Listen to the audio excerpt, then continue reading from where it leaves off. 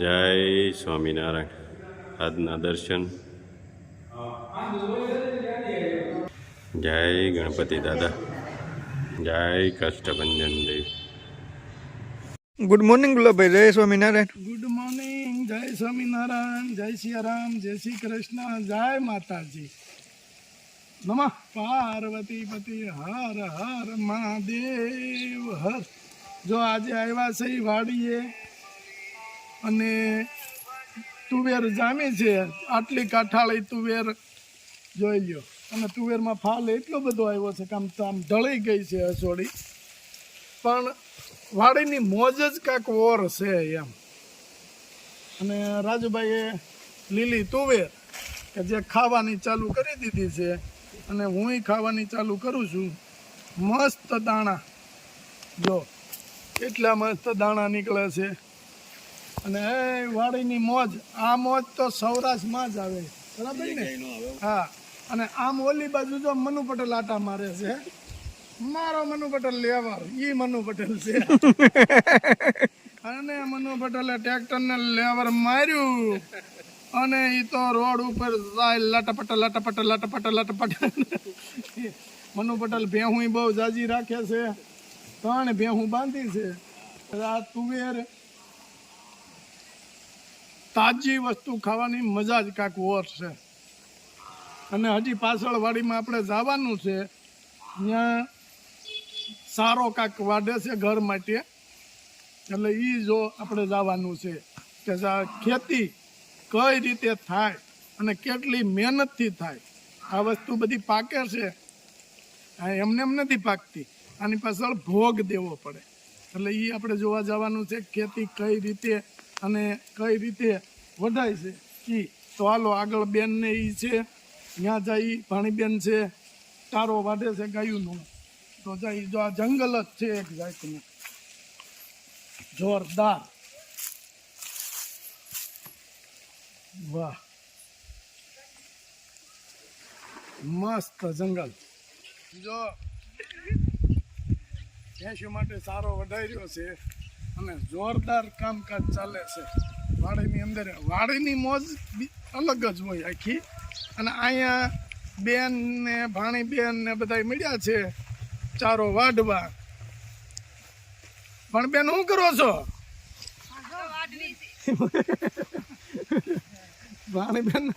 ભાણીબેન ને સારો વાઢતા આવડી ગયું છે ને તે કઈ ઉપાધિ જ નથી મનુ પટેલ ને. આમથી એને ઉપાધિ નથી.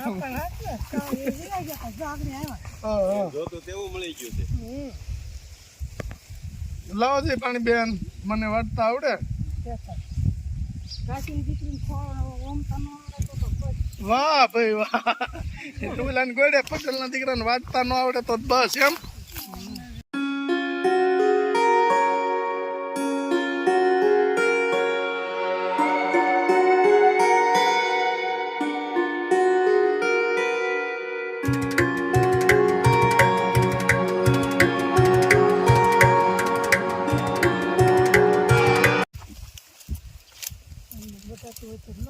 હા જો જઈ એટલે મસ્ત સારો છે. જો પાણીબેન તમારી નોકરી ચાલુ કરો. થાકી નથી ગયો પણ મેં કીધું હવે ભાણીબેન ને ઉકેલ સારું આપે. આપણે હજી એટલી બધી ઉકેલ ન આપી હોય. અને રાજુભાઈ ક્યાંકથી મૂળો ગોત્યો. મનુ પટેલ ઉપાડે હોય છે તેમાં ભાંગી ગયો. એમાં મેં ઉપાડ્યો. લઈ લીધો, ખેંચી લીધો. અને જો આને મૂળા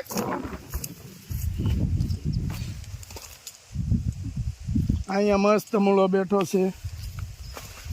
વાહ ભાઈ વાહ. એક હવે ઉપાડવી છે અમે. ખેંચો. તૂટી જાય છે. વાહ. મનુ પટેલ ને લોહીની ટકાવારી થોડીક ઓછી છે એટલે એના માટે બીટ વાવ્યા છે. ખાલી પાતળા એવા છે. ખાલી કેટલા પોળા છે? આટલા પોળા છે, જાજા પોળા નથી. એટલે એની માટે બીટ વાવ્યા. કાં ભણબેન? અને જો વાહે મકાઈ. વાડીની રોનક જ બીજી ભાતની છે. અને જો ભરપૂર માત્રામાં પાણી પડેલું હોય ને ત્યારે આવા મૂળા થાય. પછી ઓલા આપણે ઝીણા ઝીણા મૂળા હોય અને હોય તીખા મૂળા, એ મૂળો ના કહેવાય. એકદમ મસ્ત મૂળા થાય અને આને તમે ગમે ત્યારે કાચોય ખાઈ શકો. સુપર મૂળો છે. અને આટલા પાછા મને પડે ગાજર વાવ્યા લાગે છે. બીટ ને ગાજર ને બધું મિક્સમાં છે. પાછળ આખું અડધો કેરો છે. ગયા વર્ષે અમને કીધું હતું કે તમારે જોઈ તો ખોદી લ્યો હાથે. અડધી કલાક ખોદ્યા ત્યાં હા સડી ગયો પછી ભાગ્યા. હવે પટેલ બિચારા એકલા છે એટલે ત્યાં જઈ એને બાય ધામમાં વહી ગયા છે. એને એકલું એકલું ન લાગે એટલે હવે પટેલ આપણે તો સૌરાષ્ટ્રમાં નિયમ છે કે પટેલની મશ્કરી કરવાની હોય.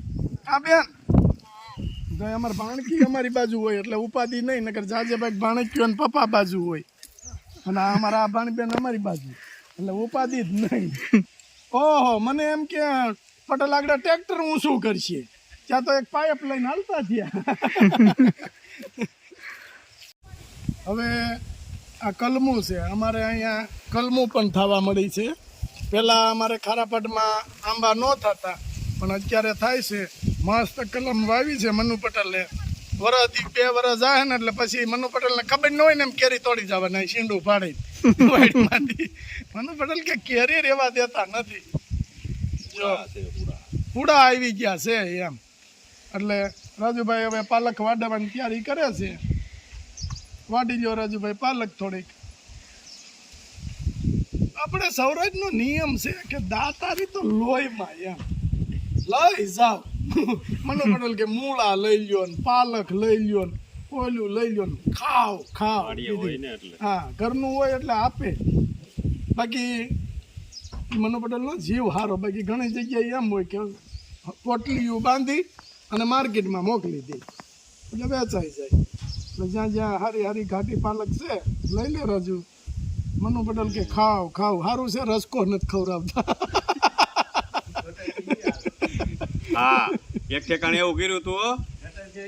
એવું નહીં, સાંજે પ્રોગ્રામ કર્યો ને એમ થયું મેથી છે.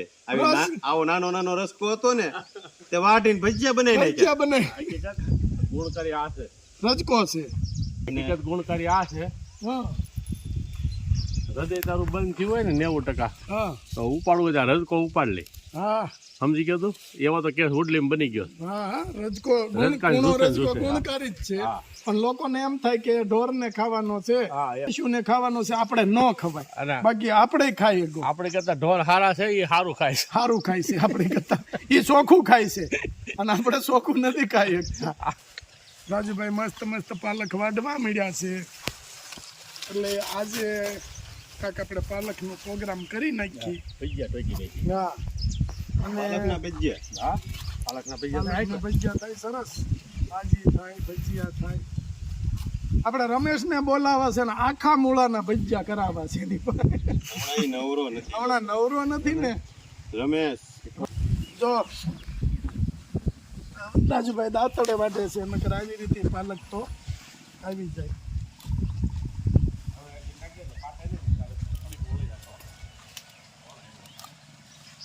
જો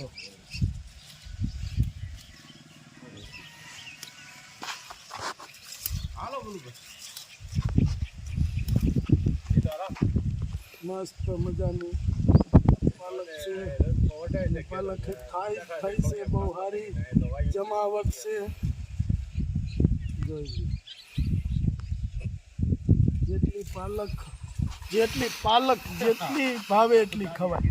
કારણ કે પાલક છે ને એ શરીર માટે બહુ ઉત્તમ છે. બેસ્ટમાં બેસ્ટ પાલક શરીર માટે. પાલકનું જ્યુસ બનાવીને પીવાનું. પાલકનું જ્યુસ પાલક, ગાજર, બીટ અને આમળા. તો બજાર કે માર્કેટમાંથી લાવ્યા હોય તો સાફી કરવી પડે. પણ આ તો તાજી પાલક છે. આ એમણે પણ તમે ખાઈ શકો. મને ઘણા લોકોએ એવું કીધું કે તમારા શરીરમાં કોઈ પણ જાતનો ફેરફાર થયો નથી. અમે જ્યારથી તમને જોઈએ છીએ ત્યારથી એની સ્થિતિમાં છે, પણ આપણો ખોરાક એ રીતનો હોવો જોઈએ, લિમિટમાં હોવો જોઈએ.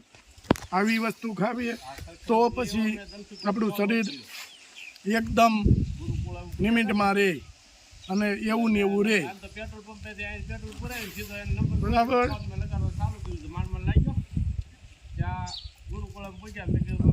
અને મને જેટલી કાચી વસ્તુ હોય પાલકની, પાલક છે, મૂળા છે, બીજ છે, કાચી વસ્તુ મને જેટલી મળે એટલી હું ખાઉં, કે જાજી મારે આવું કાચી વસ્તુ ખાવાની. અને રાજુભાઈનું શરીર એ મસ્ત છે, ભગવાનની દિયા.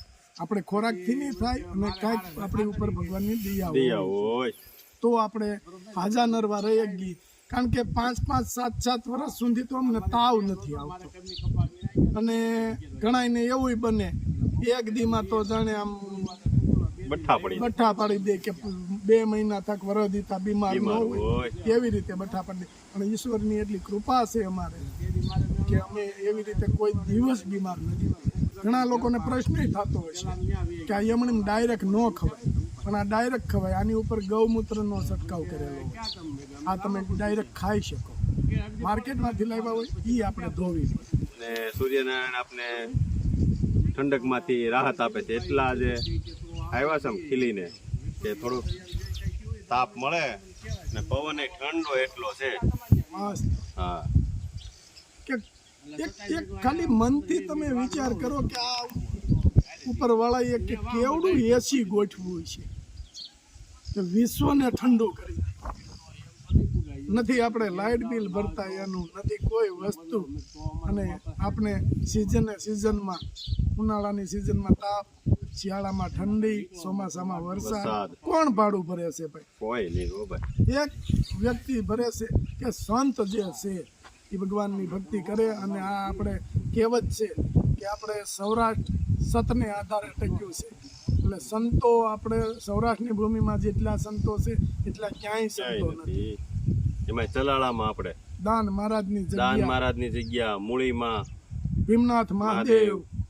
અને ભીમનાથ મહાદેવનો તો એક પ્રસંગ છે એ હું તમને આવતીકાલના વિડીયોમાં ચોક્કસ જણાવી. ભીમનાથ મહાદેવનો પ્રસંગ કઈ રીતનો છે. બરાબર. જય સ્વામિનારાયણ.